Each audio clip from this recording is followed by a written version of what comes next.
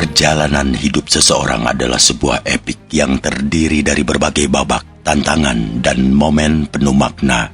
Seperti halnya cerita yang mengalir di halaman sebuah buku, perjalanan hidup seseorang dipenuhi dengan hal-hal yang membentuk dan mengubah dirinya dari waktu ke waktu. Setiap perjalanan dimulai dengan kelahiran. Saat seseorang memasuki dunia ini dengan potensi dan harapan yang tak terhingga, seperti sehelai kanvas kosong yang menantikan sentuhan kuas, kehidupan memberikan peluang untuk menciptakan karya seni yang unik dan berharga. Namun, tidak ada perjalanan hidup yang berjalan mulus tanpa hambatan. Setiap orang menghadapi ujian dan cobaan yang menguji ketabahan, tekad, dan keberanian mereka. Seperti angin kencang yang melanda perahu di lautan, badai kehidupan datang dalam bentuk-bentuk kegagalan, kehilangan orang yang dicintai, kekecewaan, atau kesulitan finansial. Namun, di tengah badai itulah, seseorang menemukan kekuatan dan ketangguhan dalam diri mereka. Mereka belajar untuk menghadapi rintangan, merangkak ketika harus merangkak, dan berdiri tegak ketika waktu yang tepat tiba. Pada suatu waktu yang lalu, tepatnya di Lampung 16 Juli 1964, lahirlah seorang anak lelaki dengan nama Krena Jati. Waktu terus berjalan dengan segala liku-likunya. Krena Jati sering jatuh sakit dan diharuskan untuk mengganti nama. Dari sinilah nama yang agung tercipta dengan nama Redi Panuju. Siapa sangka dengan kehidupan Redi Panuju kecil yang sering bergelut dengan dunia perkebunan bersama sang ayah Bambang Pujiman Cokronegoro, ia ditakdirkan menjadi guru besar.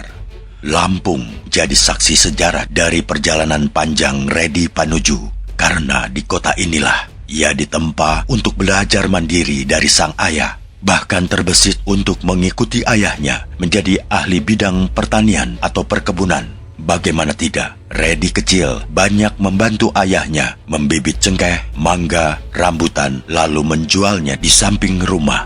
Namun, suratan takdir membuatnya pindah jalur dari dunia tanaman ke dunia tulis-menulis. Pendidikan SD hingga SMP ia lalui di kota Lampung. Hingga SMA menjadi titik awal perjalanan hidup dari kota Lampung ke daerah istimewa Yogyakarta. Ketika ia melanjutkan sekolah di SMA Negeri 2 Sleman Babarsari, Yogyakarta, tepat pada tahun kedua sang ayah mengalami kejatuhan ekonomi, sehingga harus berjibaku untuk bisa hidup di perantauan. Redi Panuju sempat menjadi tukang bersih-bersih di sebuah musola yang ada di kawasan Babarsari. Dari sana, ada rezeki sekedar untuk makan yang didapat dari sedekah jamaah. Tidak malu-malu juga mengumpulkan koran bekas atau kertas bekas yang didapat dari tetangga kos-kosannya. Beberapa kantor pemerintahan dan sekolahnya kemudian dijual ke pasar Beringharjo. Bisnis ini tidak mencukupi untuk kebutuhan sehari-hari, apalagi kebutuhan sekolah.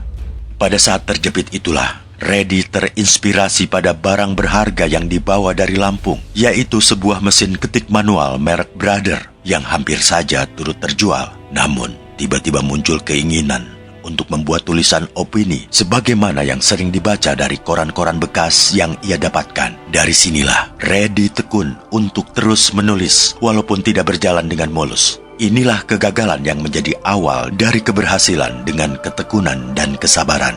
Sejak tahun 1990, ia menjadi dosen tetap Yayasan Pendidikan Cendekia Utama, meniti karir di dunia pendidikan dimulai dari Universitas Dr. Sutomo. Tercatat ia pernah menjabat Dekan Vkom 1993 hingga 1997, Warek 1 Unitomo 1997 hingga 2001, dilanjutkan 2001 hingga 2005, Dekan Vkom 2016 hingga 2020, Ketua 1 Pengurus YPCU 2022, hingga Guru Besar Profesor tahun 2023.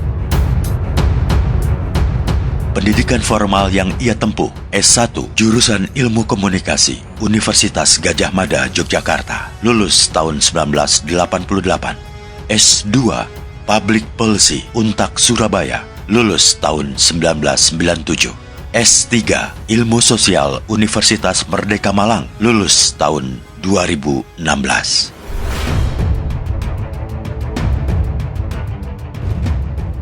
Sejarah mengenang dengan dramatis dari dunia tulis-menulis ketika pertama kali tulisannya dimuat di harian Kedaulatan Rakyat. Koran ini menyediakan rubrik untuk anak-anak SMA yang terbit setiap hari Jumat. Dari sinilah Reddy mampu bertahan hidup di rantau kota orang. Setelah itu, kegiatan sehari-hari Reddy tidak lepas dari tulis-menulis. Ia tidak hanya menulis untuk Kedaulatan Rakyat, tetapi juga koran lain yang terbit di Yogyakarta, seperti Masa Kini, Eksponen, Berita Nasional, dan kemudian muncul koran Yogya Post. Pelebaran sayap dilakukan hingga menulis di Minggu Pagi. Minggu Pagi ini, Cempaka, terbitan Semarang, dan Wawasan, terbit di Solo.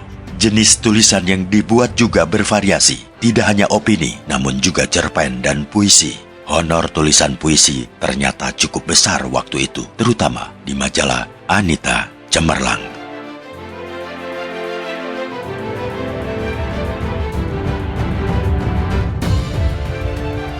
Siapa sangka firasat yang muncul pada judul tulisan pengaruh film bisa lebih gawat dari Porkas yang terbit pada koran tanggal 29 Juli 1987 dan pada judul tulisan Film Nasional versus Film Import yang terbit pada koran Jayakarta 1 Desember 1990 benar-benar mengantarkan ia menjadi guru besar dalam bidang Communication Theories in Film Studies and Social Media. Dari sinilah juga lahir karya-karya Reddy Panuju seputar film dengan judul Filmnote: The Dynamics of Indonesian Films, penerbit Lambert Academic 2019.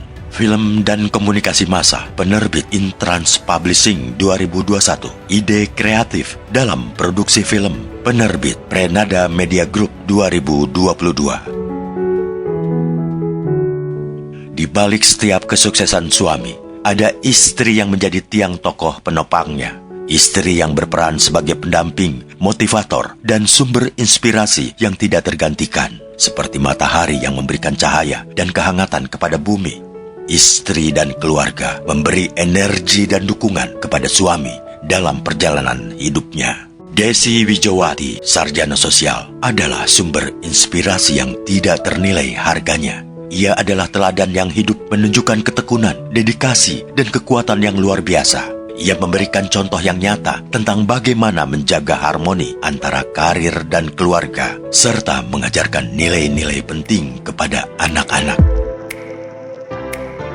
Ketika memandang kembali perjalanan hidup, aku diselimuti oleh rasa syukur dan kepuasan yang mendalam. Perjalanan sukses bukanlah sekedar perjalanan menuju pencapaian dan pengakuan, tetapi juga tentang pertumbuhan pribadi, kesungguhan, dan tekad yang tidak pernah pudar.